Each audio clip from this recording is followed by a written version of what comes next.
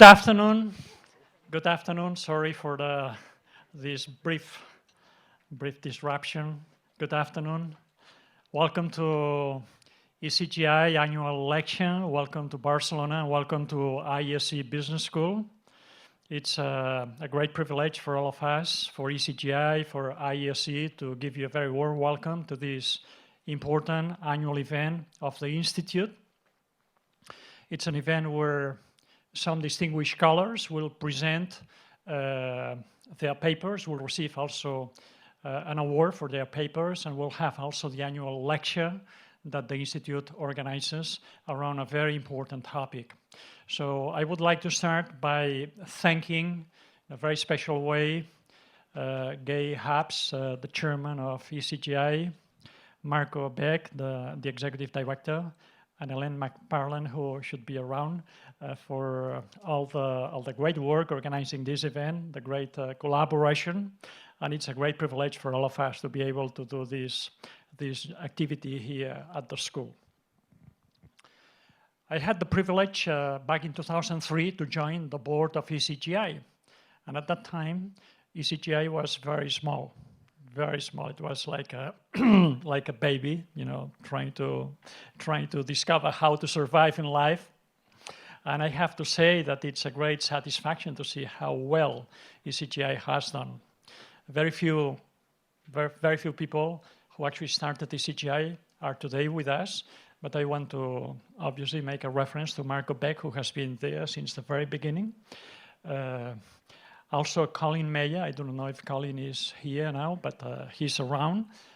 Colin also has been with ECGI on the board, and also in a very special way, I want to remember a great friend of mine who was the one who actually introduced me to ECGI, Antonio Borges. Antonio was the dean of INSEAD between 1994 and 2000.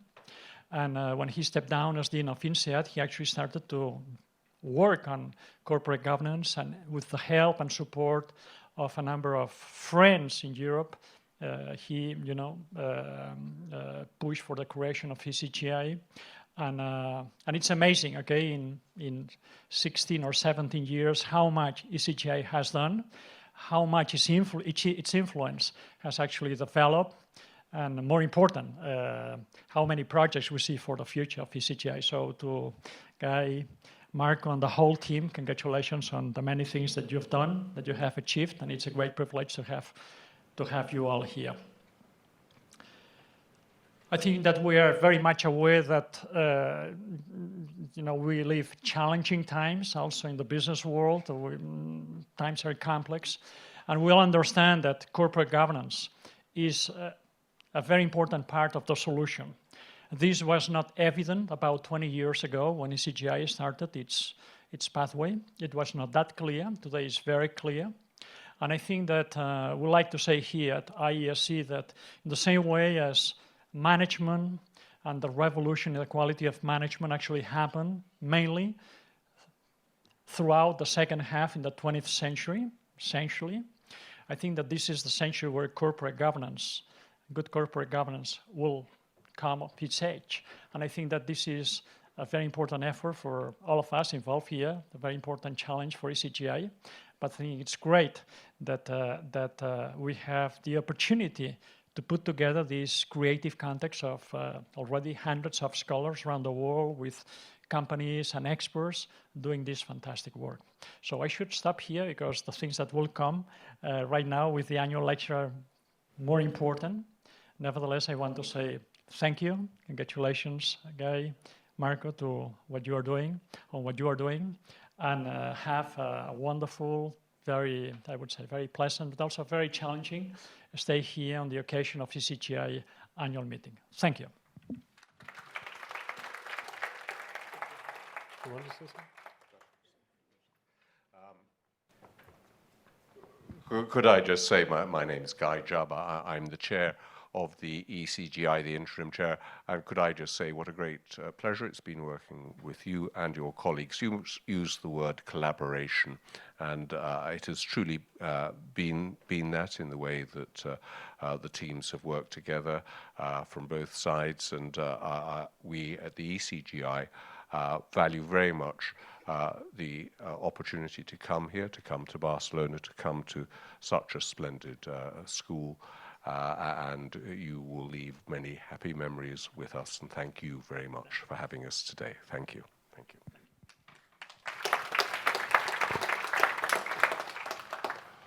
Okay, so good afternoon. My name is Marco Becht, and I would just like to introduce the program for this afternoon. So we first have the ECGI annual lecture. We've had this pretty much from the very beginning of ECGI.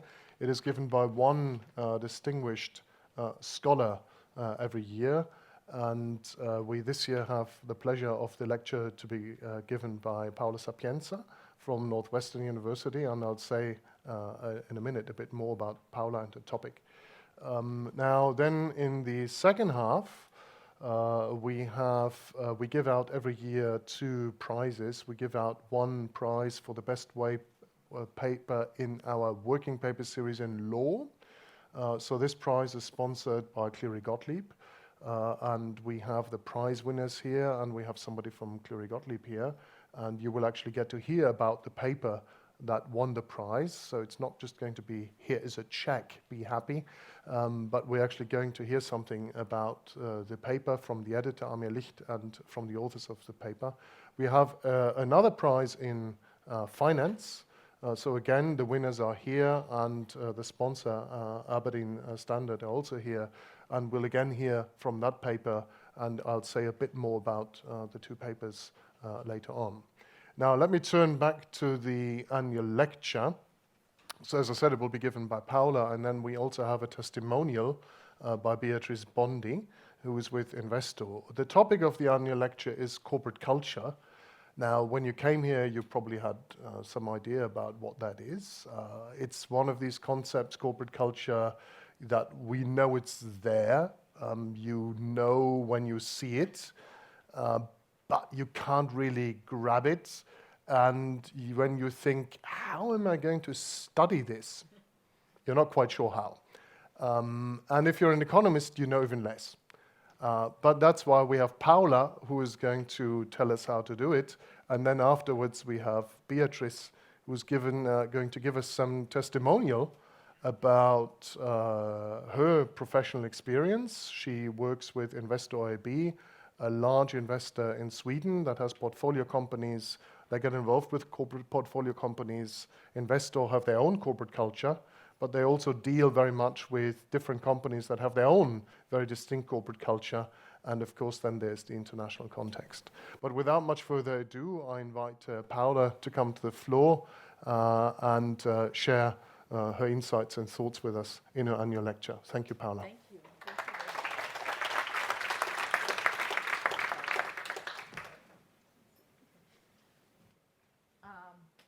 Thank you very much, Marco, and can you hear me? And thanks to everyone for coming here. I have to say, before everyone puts their hopes up, is that after preparing and struggling about this, I'm not so sure I can tell you what corporate culture is. What I'm going to describe is a bit the struggle of defining it and getting some ideas on how we should frame it. So when I agreed to do this lecture, I had lots of hopes, partly driven by the fact that I worked on culture, not corporate culture, for the past 20 years, and I've seen the literature in economics and culture improving and delivering a lot.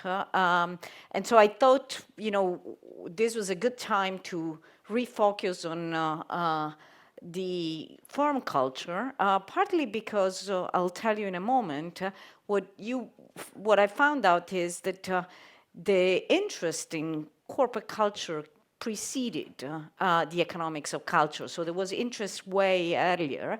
And so I thought that, I could actually look at that now with a different view and see what we know. And I learned what we don't know. more than what we know. But, with these, I'm going to give you my view on this. And I'm pretty sure the Beatrice's perspective and then everyone else will be really helpful here, because this is going to be more an inquiry than, I'm going to tell you what this is about, okay? So the first question you wonder as an economist, should we think about, is this a topic for us, or is it a topic for someone else? Should sociologists work on this rather than us? And so, this is certainly a question that I will try to address in the talk. If you decided this is a good question, then we have to think about what is the framework to think about it. And, I'm going to try to review a bit the literature that goes back to a relatively famous paper by David Krebs, 1990, so way earlier than when the literature on economics of culture started. And so I'll talk about, how do we think about, that initial framework in the context of what Marco mentioned is, those things that look like culture on the practical side, and we think we know what they are. I'm going to give you 3 examples about, maybe those are culture, and then I'm going to try to think about whether those frameworks really work with that. And so I'm going to start with these 3 anecdotes, and, we'll see whether we agree that those are manifestation of culture, and then I'm going to try to think about that. And then with that, we're going to try to match, what we know theoretically and empirically. And then finally, I'm going to conclude claiming what I think is missing from this paradigm that would allow us to move research forward. So, in some way, this is going to be more of a plan than a lecture.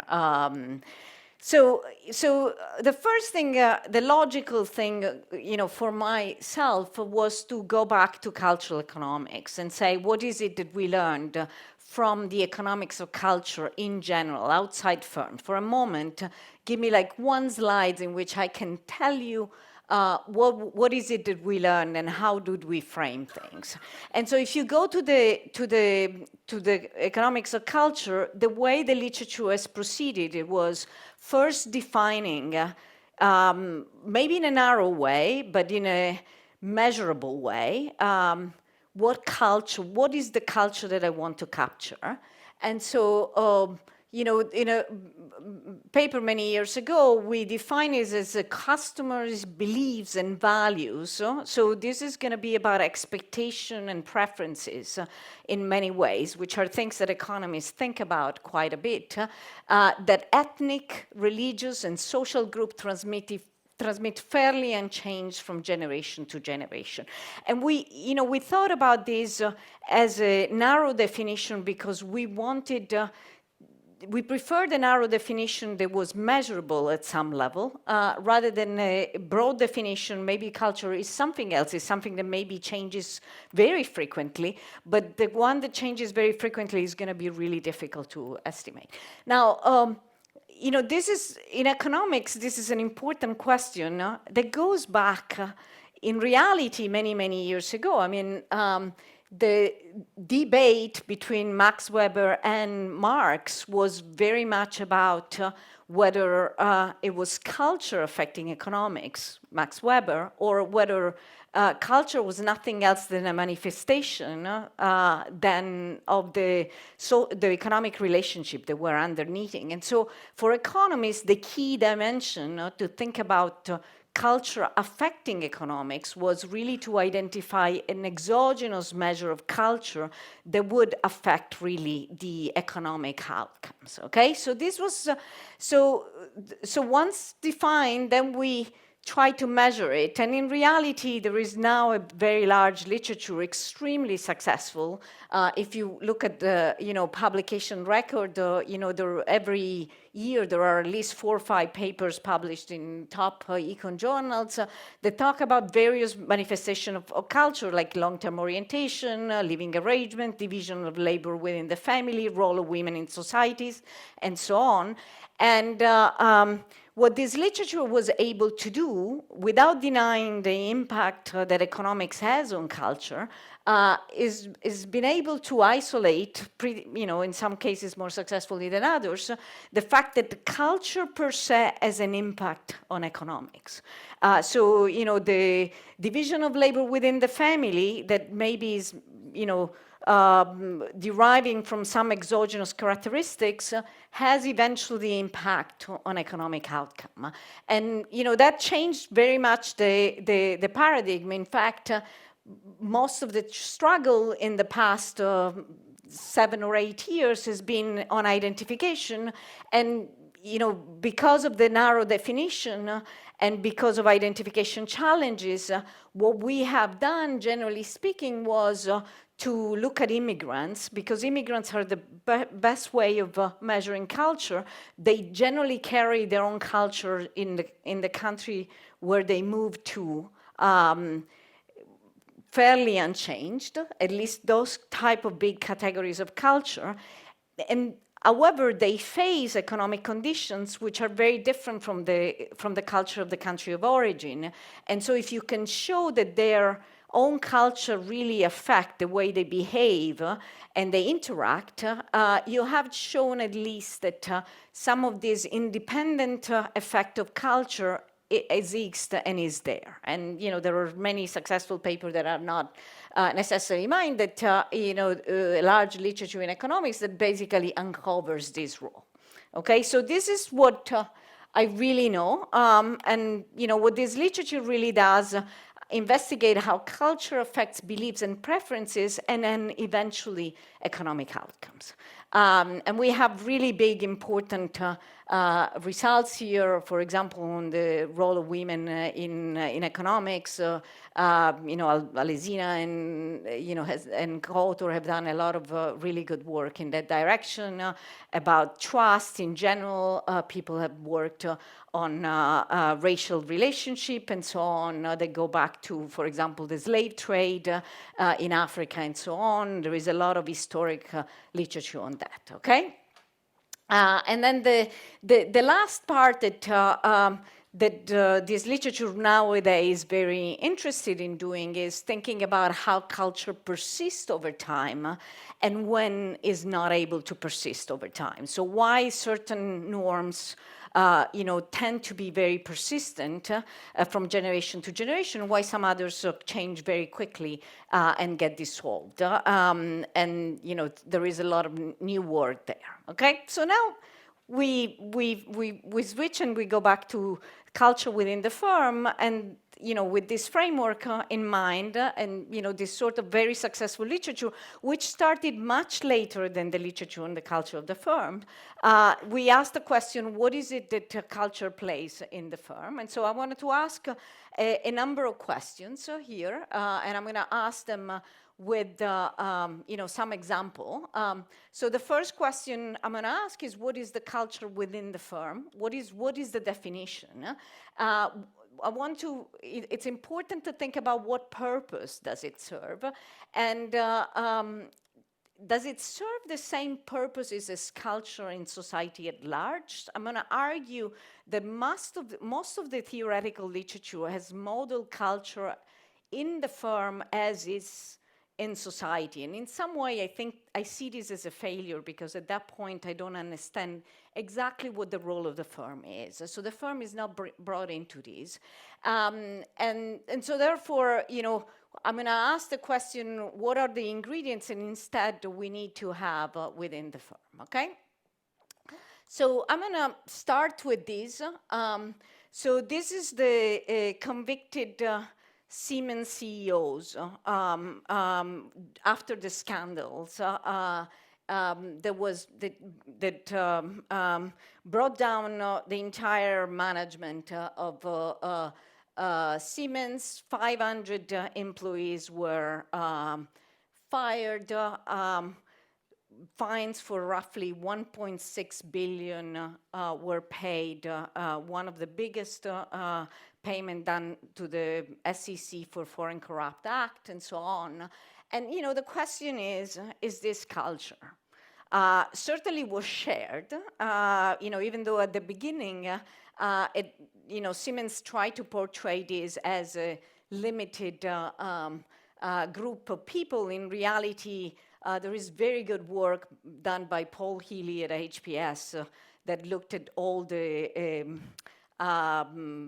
court documents, and it's been well documented that they had a system in place of paying bribes with a country manager organized, the person who was in charge of the accounts, approval by the CFO for the longest time. The CFO was really approving all the dark money that was actually being paid and so on. At one point, there was a switch when the CFO said, this is becoming tricky. Maybe we should appoint 2 people that know about this and so on. But, the communication there is a lot of information there.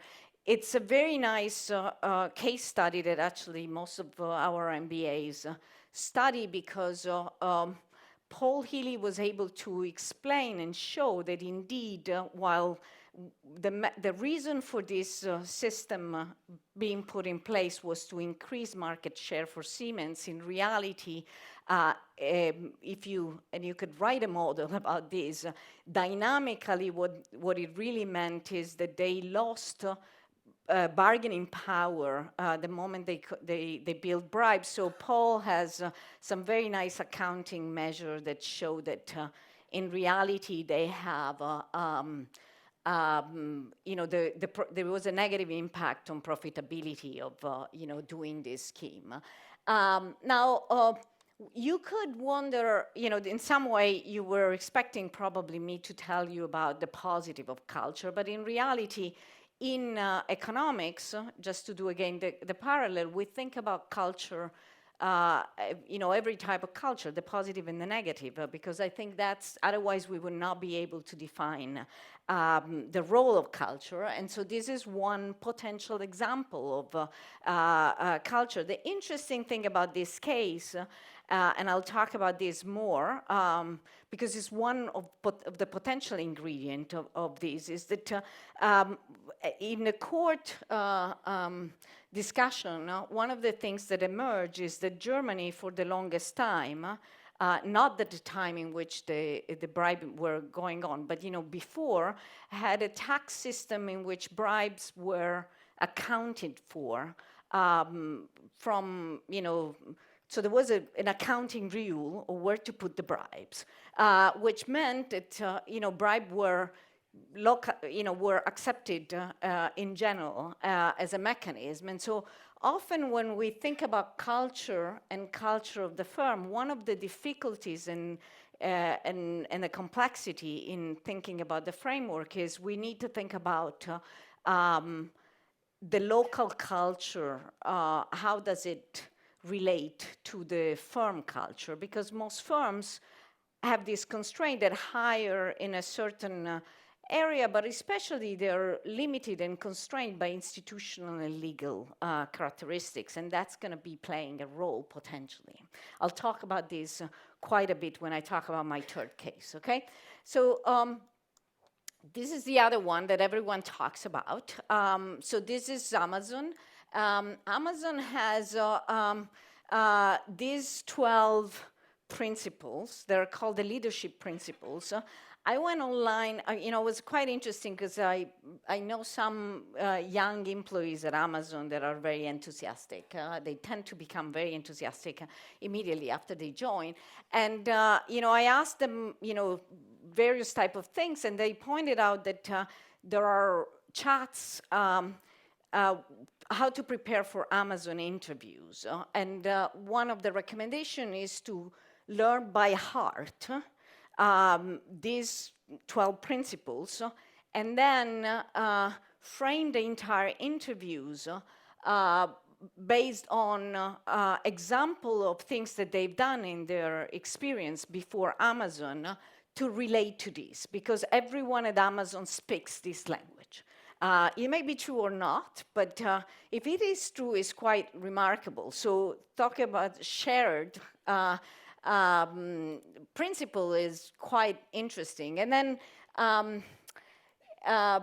I read a couple of the letters to the shareholders by Jeff Bezos. Marco was telling me that his son encouraged him to do that.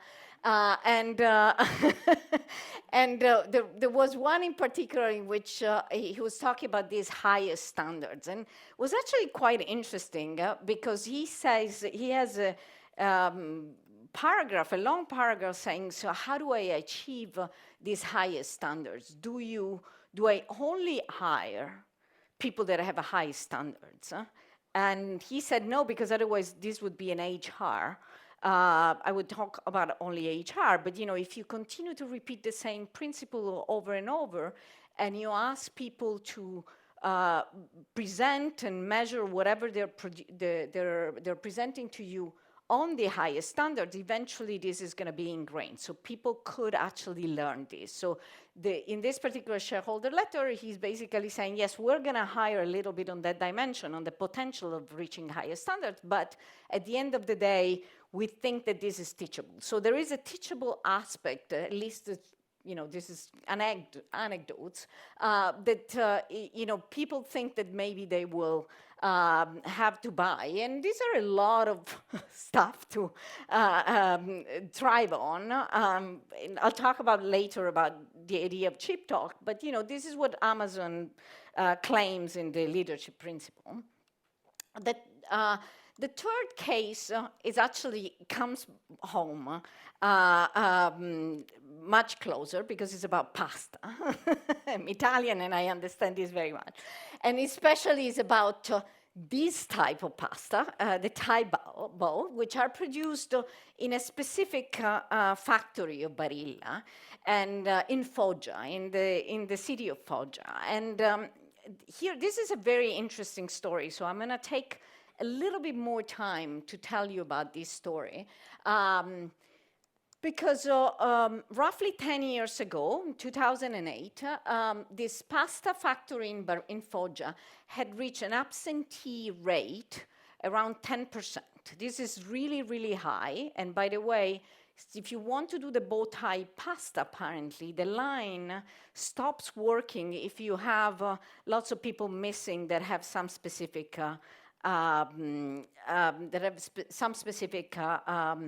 roles, and so that was really impairing the production of a Foggia thing.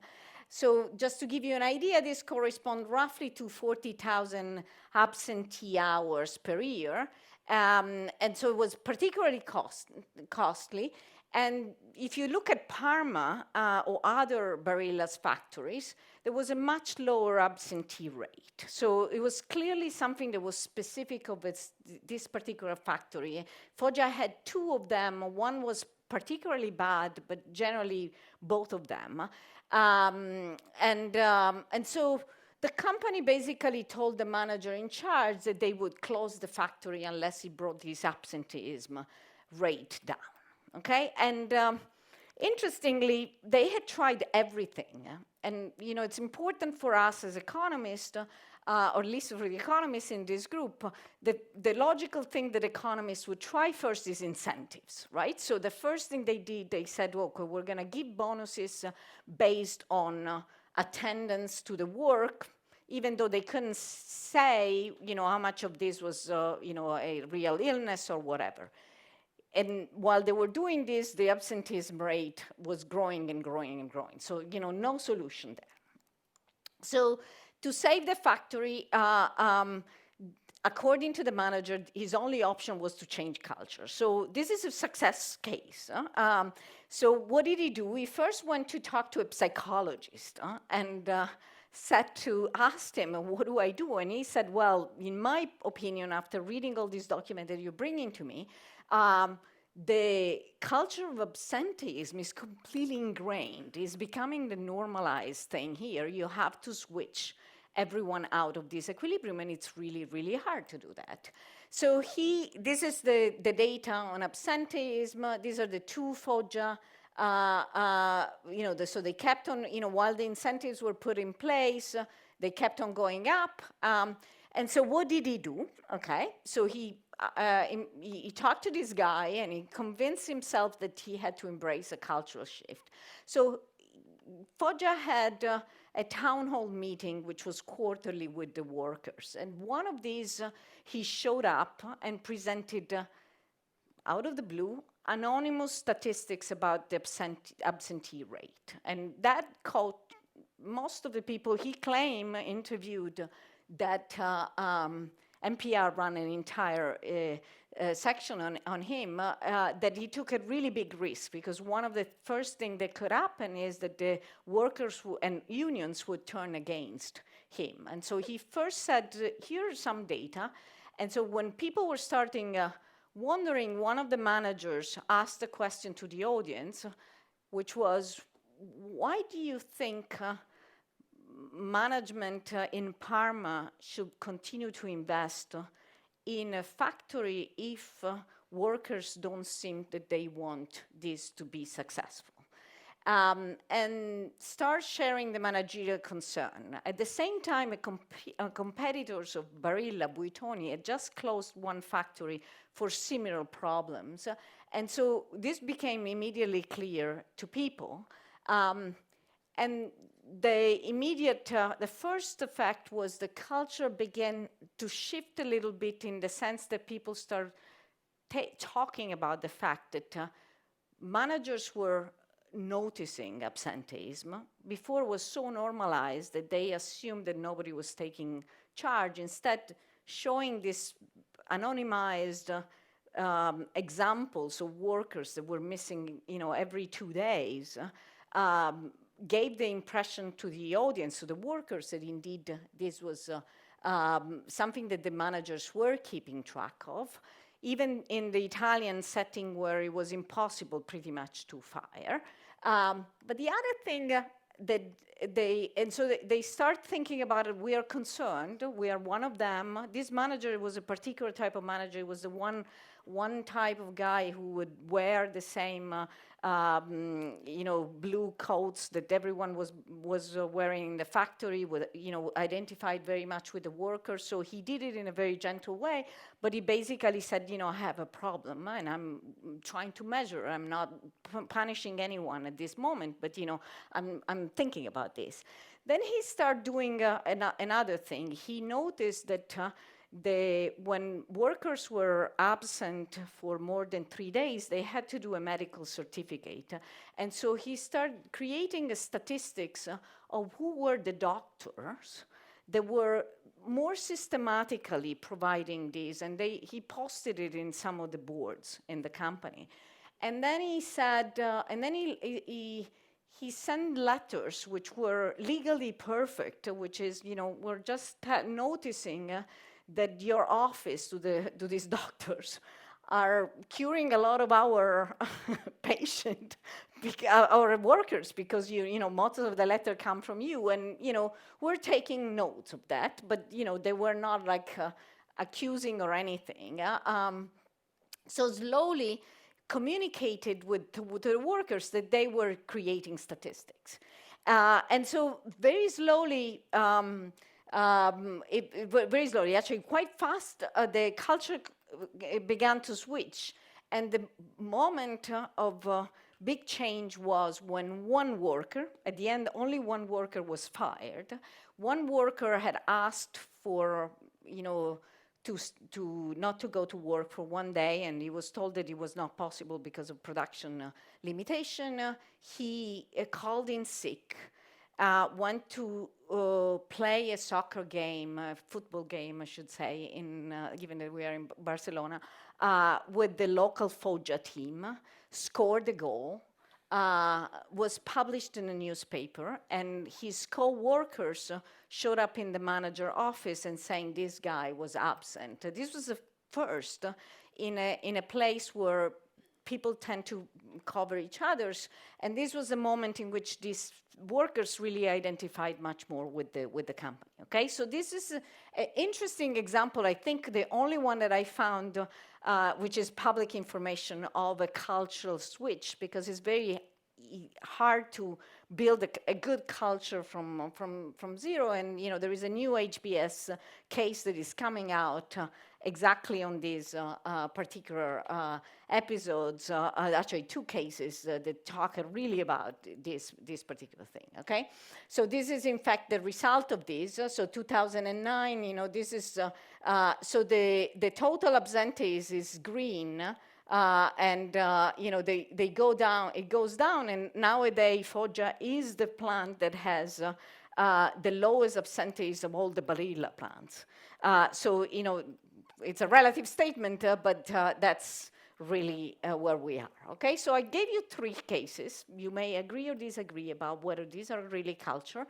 Let me just go to the theory here. Okay, so what does the theory say about the 2 most prominent papers? Probably they go back to the 1990, and they define theory as the stock of knowledge, norms, and convention that are shared by members of the firm. And you could think about those as serving different functions. So I'll talk about that in a moment. And if we go back to those examples, one by one, indeed, there is evidence that there is a lot of sharing in this. So, at Siemens was commonly accepted that corruption was sanctioned by top management. That's what came out from the lawsuit. This is actually a document from the court. We're saying the 2 managers in charge of arranging the discrete payment, were named, and one was responsible for Europe and Nigeria, and one for all the other countries, and the payment were going through the CFOs and so on. And so somehow this is clearly evidence of shared culture. And then when bribery became a criminal offense, so they didn't really, the CFO basically was reluctant, and so what they did, they changed simply the payment system, but they didn't really issue anything internally that modified the common culture. If you go to Amazon, as I mentioned to you, these leadership principles are shared widely.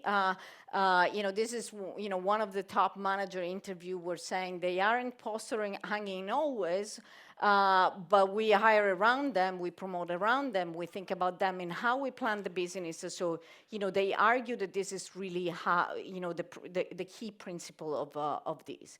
And then, if you think about, Barilla specifically, according to the management, the plant absenteeism had really became a normal phenomenon in line with the expectation of all the workers. So I knew that the chances that my coworker would show up was lower anyway, and this was normalized completely, okay?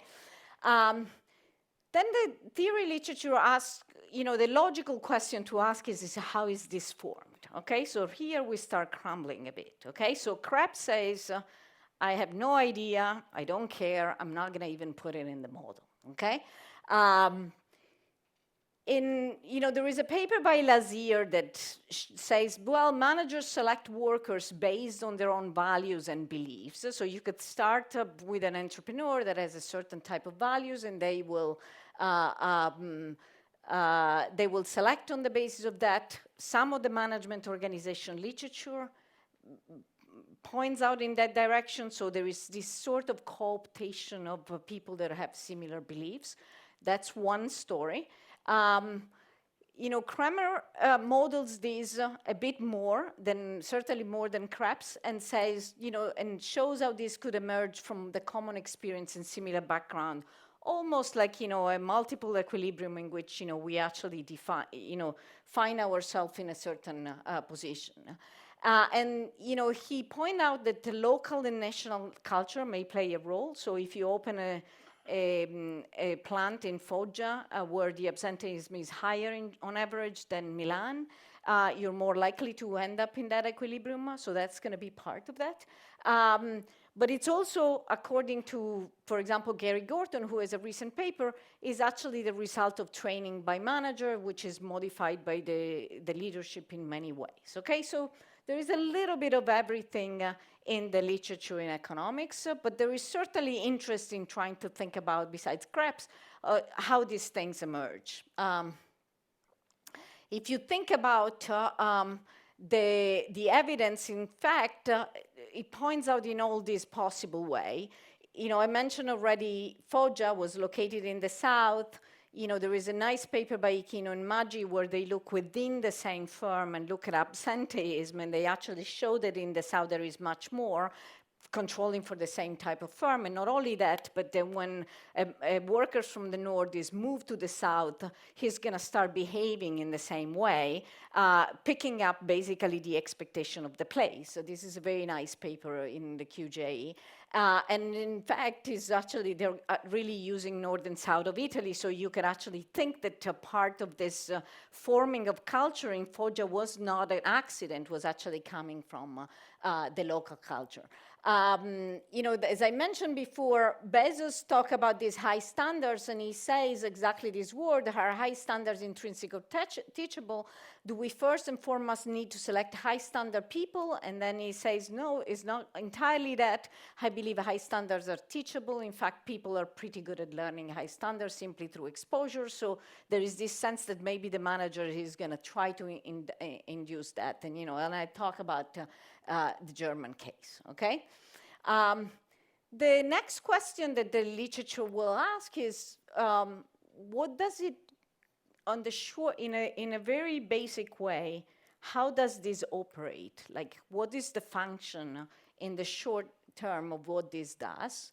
So in most of this model, culture is simply a coordination device. So you're gonna say, you don't know exactly where people are gonna do one thing or the other.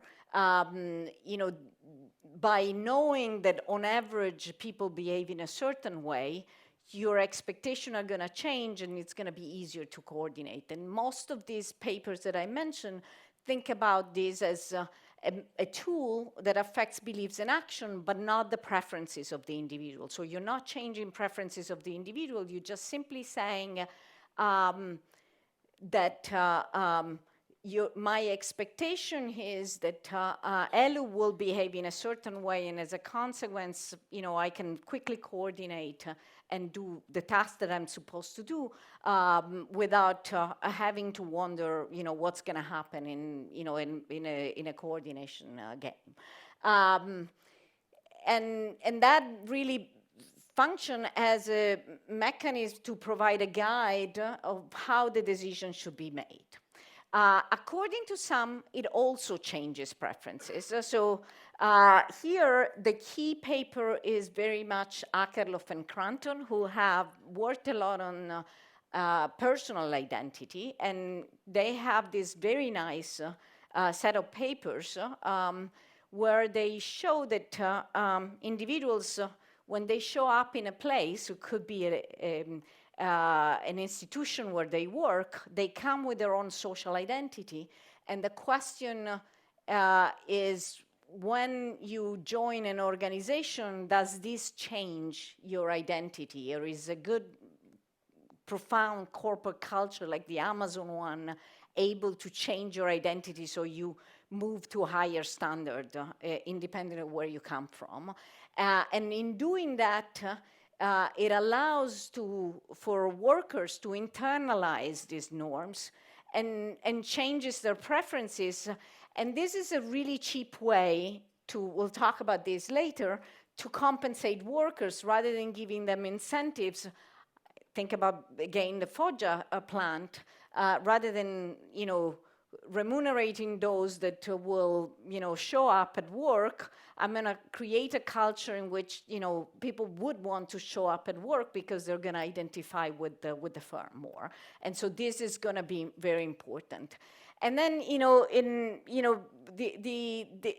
so this is a really key element, which is, how, one part of the culture would be to provide some intrinsic motivation and gives, and give the employees, some special purpose. That goes into the question of, corporate social responsibility, why certain firms emphasize some characteristics that maybe belong to the culture, which is, doing good for the world, because maybe that will give employees a new sense of attachment to the firm, okay? Which goes back to the question is like, okay, what is the purpose then ultimately of these? It prevents coordination failure in a repeated game setting by establishing this convention, but maybe also it reduces cost by providing this intrinsic motivation. So employees, rather than compensating, could actually could find this intrinsic purpose and allows workers to work together with reduced costs from the firm point of view. This is a very cynical way, but in some way, if motivation could come from this intrinsic motivation that come with the attachment that the workers have to culture, then the compensation mechanism doesn't have to be entirely incentive-based. And there is a third and more complex thing in a new paper by Gary Gorton and Zentefis, that argue that corporate culture also contributes to the evolution of societal norms. That's another purpose that you could think of, but I'm going to leave that aside because that's a little bit out of this. Okay, so let's look at the evidence for a moment, and then I'm gonna tell you. I'm almost. So the evidence is actually very thin. We have very little information. I'm going to really give you my take on this. Most of this information, especially for the corporate people here, is that we don't have data because firms are not willing to share data in an objective way. And so most of the analysis that is done on corporate culture is sitting on very thin data. What we have some evidence that shows that local culture is relevant for corporate culture. Like, the early work of Stade that looked at IBM culture, showed implicitly that, people working for IBM in different locations in the world, in reality, were bringing to IBM same corporation, a very different culture, and that's evidence of the fact that, this local culture needs to be taken into account in this way of thinking about this. There is some more recent paper by Bloom and co-author that shows that, for example, if you're headquartered in high-trust region, you're more likely to decentralize and delegate, suggestive at least of the fact that, maybe you, as a manager, you think about this as a constraint, and you think that in high-trust region, you could delegate more, and so you could structure your organizational function in a different way. And so certainly there is this evidence. There is another evidence that shows that what is the advertised value. This is a good example of Enron at the time of the famous scandal.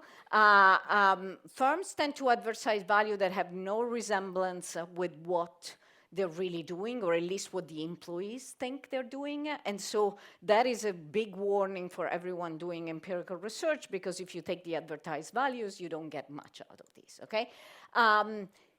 And then there are a lot of attempts, pretty much plagued by lots of problems, including, our attempt. So, I'm not going to be nice to myself as well.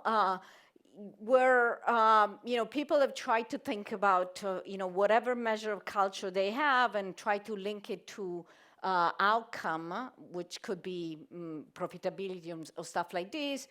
This literature is plagued with endogeneity problem, very unsolvable at the moment, and so I'm going to really quickly say that it's simply descriptive work that says that culture seems to correlate with a bunch of stuff, but we never know whether it's the stronger, more profitable firms that are have the luxury of being able to put a culture in place, or vice versa, and so it's going to be really hard to underscore the mechanism and indeed see whether this is robust. Okay, so. I want to think about, for a moment, given the fact that I have very little time, is what is it that's specific about firms in this definition of culture? And, certainly there is a number of agents that come together in an organization to perform a certain task. They bring with them their own cultural identity, norms, and values. We're fine with that. They interact. And there is some time in some of these models a figure of authority, a manager, who tries to shape this culture. And then there are various tools to enforce behavior through punishment and so on. You may wonder whether this is really a firm. Yes, maybe a firm could be represented this way, but there is no production function here. There is no organizational structure. There is nothing really that is about the firm. I don't have the time, but in the slides that I had prepared, which I'm going to skip really quickly, I can show how I can write a paper about this, which has, rather than firm, schools, where there are little children that go with their own culture. They have a teacher. The teacher tries to shape their behavior. They have a task to do, which is learning and so on. And this fits exactly the theoretical literature that we have about firms. Yet schools are not exactly what we would define to be firms. So what is it that, what are corporations what are the corporation, how do we think about this, and what do we need to have? I'm going to skip here because I'm not going to tell you about the schools. I can show you some work that really show that culture really matters in schools, but that's not. So what is it that we need to have in a corporate culture? I think we need to think about the role of the entrepreneurs or the managers who actually tries to shape culture. We need to think about workers, and I think Akerlof and Cranton are right that workers come in with their own social identity, and so we need to think about what the role of the local culture is in shaping the culture that is going to be taking place within the firm. We need to think about that one way culture works is through constraints. So agents gain utility from acting in a way that conforms to norms that are associated with identity. So if Beatrice is a certain type and everyone in a firm behaving that way, even if I have a different social identity, I may feel compelled to modify my behavior because I have a cost of deviating from the group. And then we need to think about what the corporate governance role is. So all these needs to be in there. And, the firm has an ultimately production function and budget constraints. And so we need to think about how to define culture within these. I'm almost out of time. Let me just,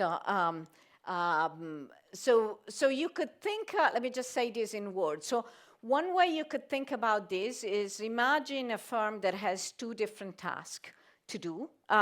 One is a very creative task, maybe advertising, and the other one is a task where you don't want to be creative, like accounting.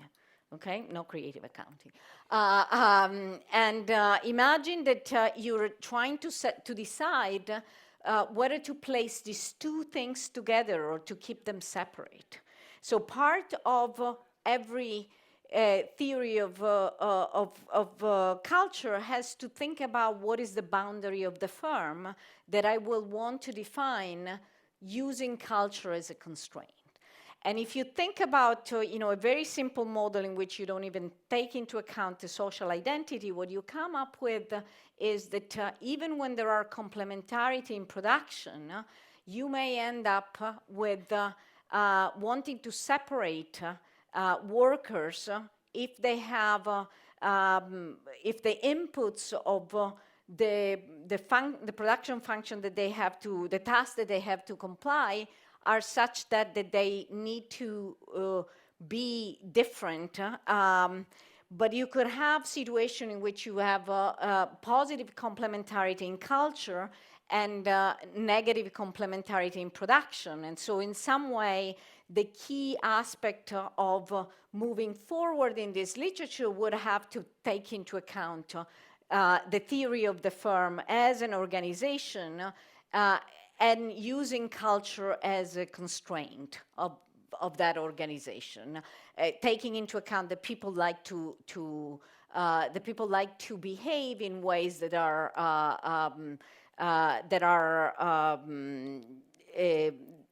there are similar, they have a cost of deviating from the social norms.